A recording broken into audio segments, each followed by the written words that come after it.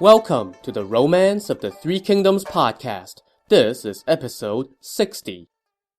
Last time, a banner fluttering in the wind grazed Zhou Yu's face, and next thing you know, he was spitting up blood and passing out. None of his men knew what was wrong with him, but Zhuge Liang boasted that he could cure Zhou Yu, so he went to the commander's tent to pay him a visit.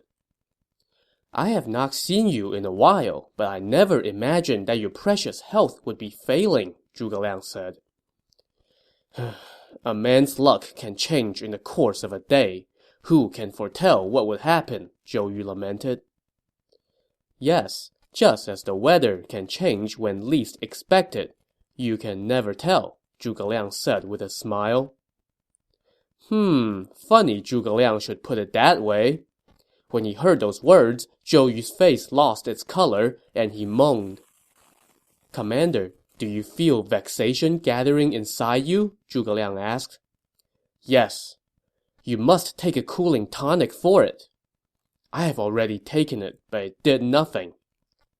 You must first regulate your vital ethers, Zhuge Liang said. When the vital ethers are flowing smoothly and in the right direction, then your health would naturally be restored in a matter of moments. Flowing in the right direction, eh? Zhou Yu was beginning to get a sense that Zhuge Liang knew what was eating at him, so he tried to steer the conversation that way. What medicine would you recommend to get the vital ethers flowing in the proper direction? I have a prescription that would take care of it, Zhuge Liang said with a smile. Please, do tell. Zhuge Liang asked for brush and paper and dismissed everyone else. He then wrote 16 words for Zhou Yu's eyes only. He then handed it to Zhou Yu and said, This is the cause of your illness. Zhou Yu took a look and was astonished. The paper read, To break Cao Cao, with fire we attack. All is ready, save southeast wind we lack. So do you remember what Cao Cao had said in the last episode about a fire attack? This was the height of winter, and all the winds that were blowing across the river were coming from the northwest. So if Zhou Yu tried to start a fire in these conditions, the flames would turn back on his own fleet instead, turning all his carefully laid plans into a disaster. Zhuge Liang is incredible indeed, Zhou Yu thought to himself with amazement. He already knew what's on my mind. I might as well come clean. So he smiled and said, Sir, since you already know the cause of my illness, what is your prescription? The situation is urgent. I pray you will enlighten me. Although I am untalented, Zhuge Liang replied, I once met an extraordinary man who passed on to me occult texts for reading the numerology of the heavens. This method can be used to summon wind and rain. When you wish to have southeastern wind, build an altar on the southern screen hills and call it the Altar of the Seven Stars. It should be 9 spans tall, with 3 levels. Have 120 men carry flags and surround the altar.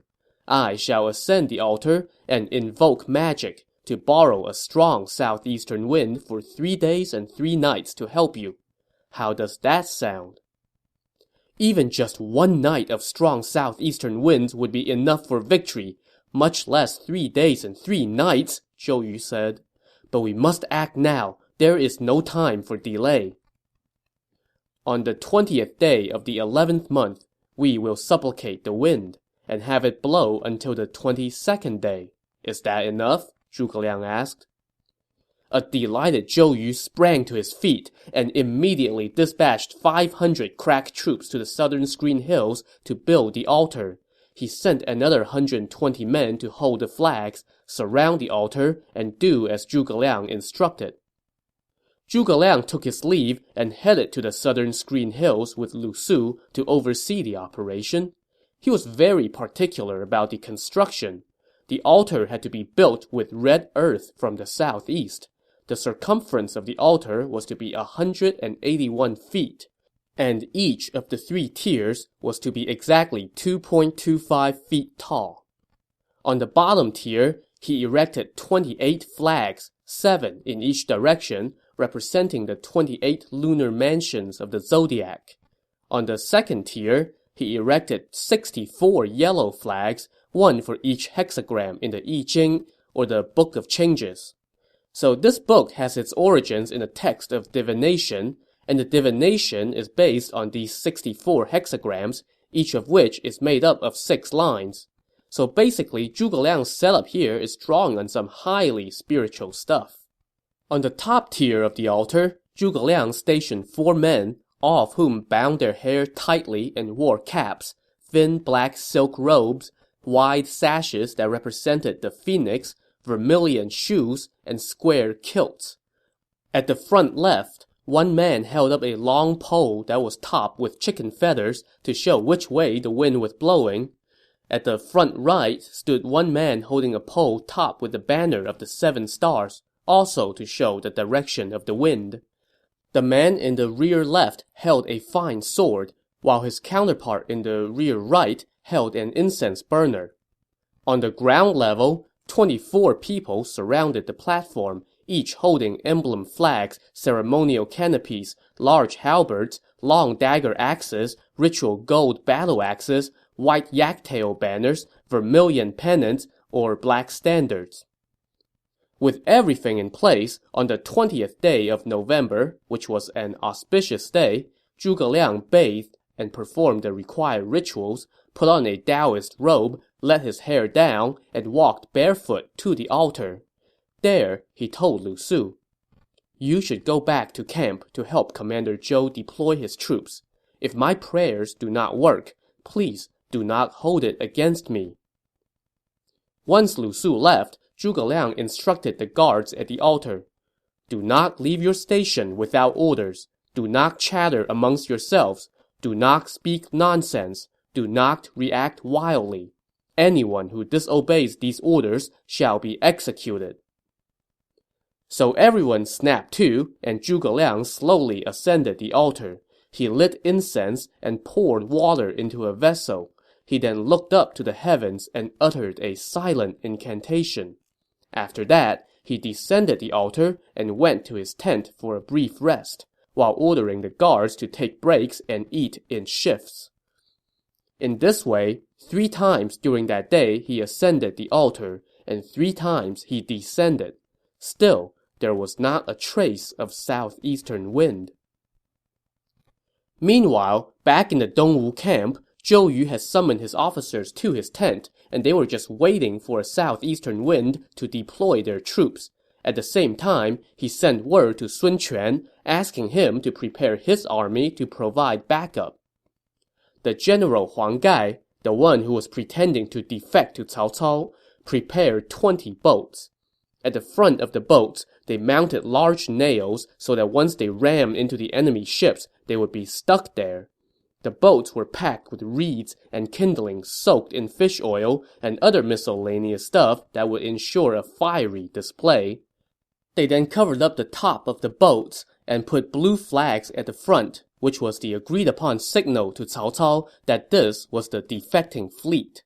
Everything was ready and just waiting for Zhou Yu to give the word.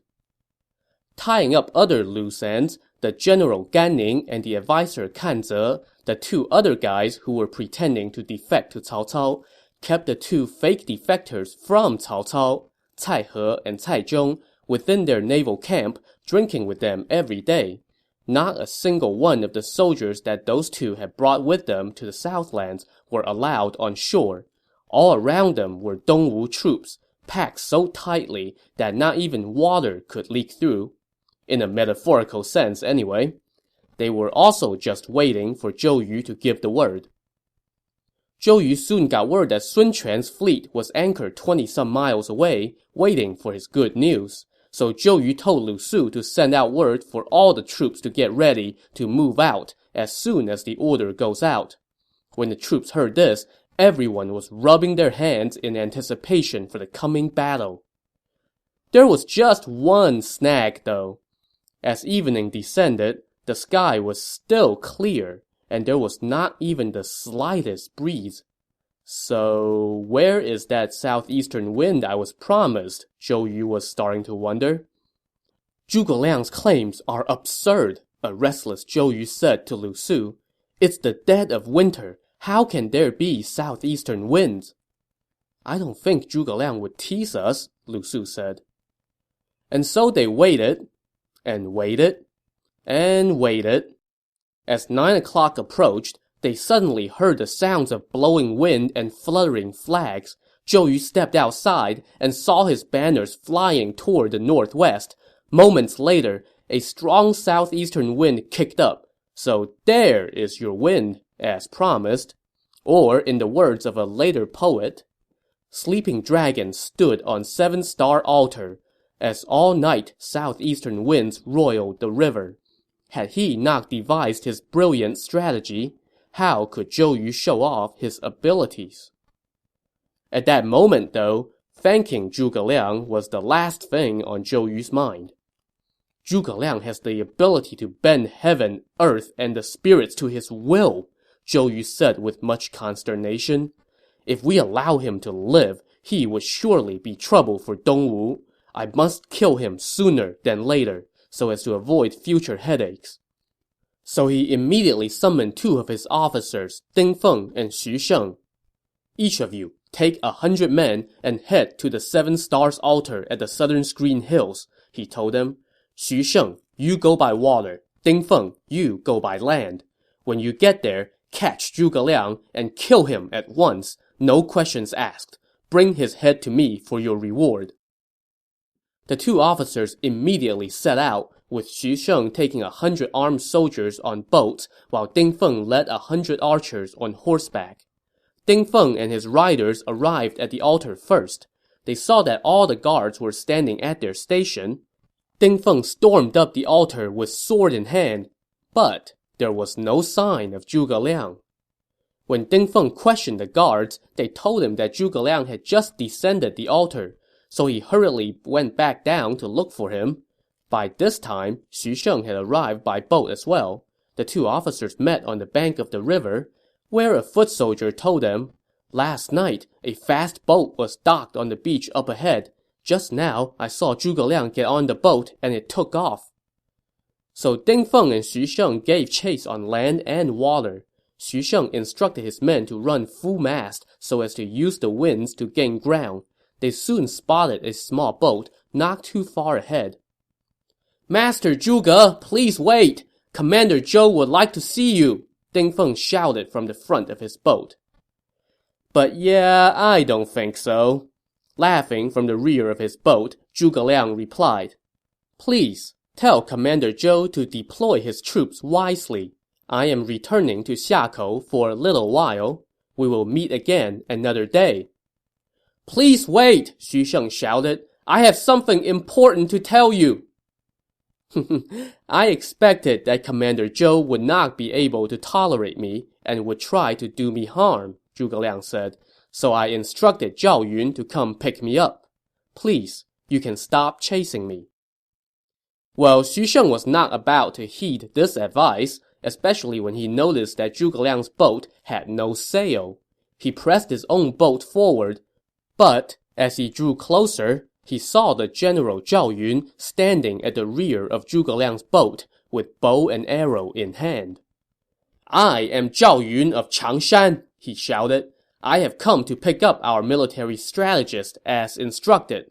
Why are you chasing us? I should kill you with one shot, but then that would hurt our alliance. Instead, I will just give you a taste of my skills. Zhao Yun's arrow arrived just as he finished speaking, and it cut the strings holding up Xu Sheng's sail. As the sail plopped into the water, Xu Sheng's boat veered sideways.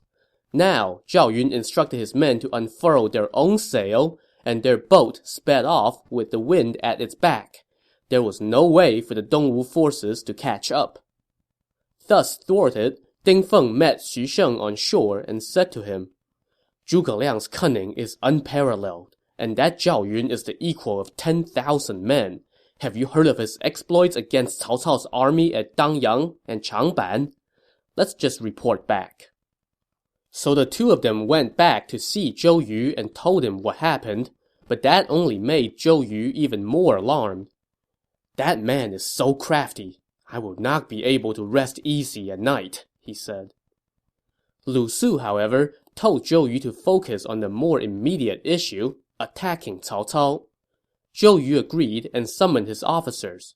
First, he gave the general Gan Ning these instructions.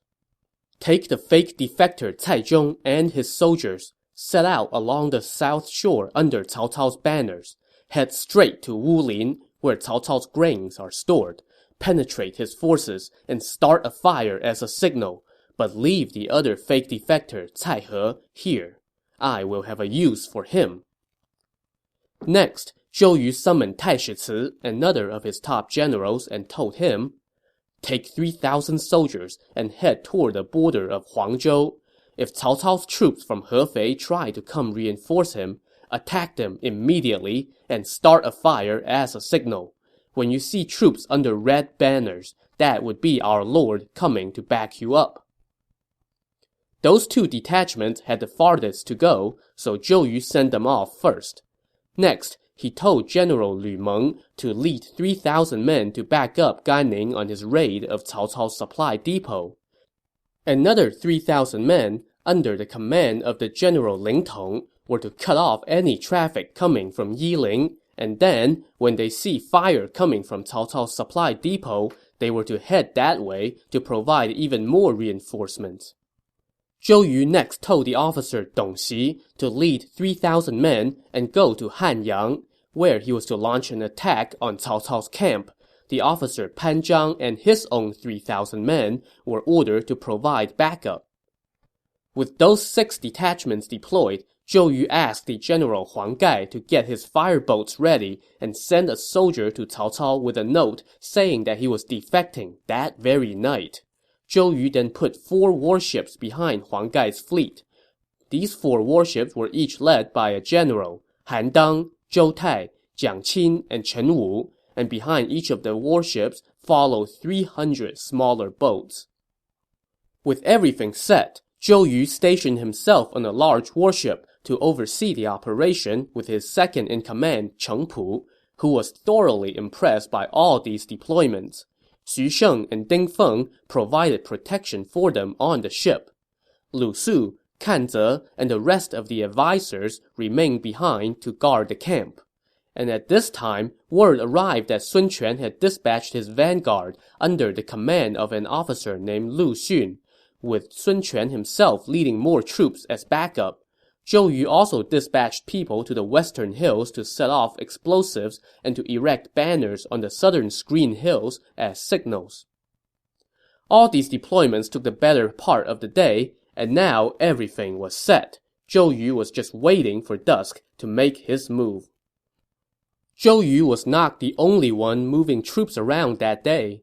At another part of the river, at the city of Xiakou, Liu Bei was eagerly awaiting Zhuge Liang's return. He was soon joined by his nephew Liu Qi, who had come from Jiangxia to see what's going on. Liu Bei welcomed him and told him, "The southeastern wind has been blowing for quite a while now. Zhao Yun went to pick up Zhuge Liang, but they are still not back yet. I am getting worried." Just then, though, one of the soldiers pointed toward the water and directed their attention to a boat that was sailing into view. Liu Bei and Liu Qi hurriedly went to greet the oncoming boat. Once it docked, Zhuge Liang and Zhao Yun disembarked, and Liu Bei was delighted. But there was no time for catching up. "Let us put everything else aside for now," Zhuge Liang said. "I had previously asked you to prepare your troops and warships. Are they ready?" "They were ready long ago," Liu Bei said. "They are at your disposal." So Zhuge Liang, Liu Bei, and Liu Qi went to their tent and summoned their staff. First, Zhuge Liang told Zhao Yun, "You may take 3,000 men, cross the river, and go to the back road near Wulin. Pick a densely wooded area to lie in wait. Tonight, after 1 a.m., Cao Cao will definitely be coming down that path. When half of his army has passed, start a fire and attack. Even if you don't kill them all, you would take out half." "There are 2 roads around Wulin," Zhao Yun said. One connects to the city of Nanjun, while the other goes to Jing province. Which path should I ambush? Nanjun will be in danger, so Cao Cao will not dare to go that way, Zhuge Liang said. He will, therefore, head toward Jing province, and from there, move his army back to his capital, Xuchang. So Zhao Yun accepted his order and went off. Zhuge Liang then summoned Zhang Fei. General Zhang, you may also take 3,000 troops and cross the river. Go cut off the path leading to Yiling. Lay down an ambush at the mouth of the Hulu Canyon. Cao Cao will not dare to head toward the southern part of Yiling, so he will no doubt head north. Tomorrow, after it rains, his troops will start making a meal. When you see smoke, start a fire on the side of the hill and attack. Even if you do not capture Cao Cao, you would render great service. Zhang Fei accepted his orders and left. Zhuge Liang then told Mi Zhu, Mi Fang, and Liu Feng to patrol the bank of the river on boats to capture Cao Cao's defeated soldiers and seize weapons. Zhuge Liang then said to Liu Qi, "The area in sight of Wuchang is of the utmost importance. You should return to your post, lead your troops, and guard the banks of the river. When Cao Cao is defeated, some of his men will no doubt flee there. When they come to you, capture them, but do not venture from your city lightly." After Liu Qi took his leave, Zhuge Liang said to Liu Bei, "My lord, you may garrison your troops at Fankou. Let's find a high vantage point to sit down and watch Zhou Yu win a great battle tonight." So that takes care of everyone, right? Well, not quite. So Zhuge Liang had handed out orders to every one of Liu Bei's officers except perhaps the most obvious one. Guan Yu, who had helped his brothers outslug the mighty Lu Bu on the battlefield, who had slayed the noted warriors Yan Liang and Wen Chou, who had stormed 5 checkpoints and killed 6 officers on his way to find Liu Bei. Well, he had been standing there this whole time, waiting for his name to be called. Yet, Zhuge Liang paid him no attention at all. Finally, Guan Yu could not take it anymore, and he spoke up loudly. "In all the years that I have followed my brother into battle, I have never lagged behind.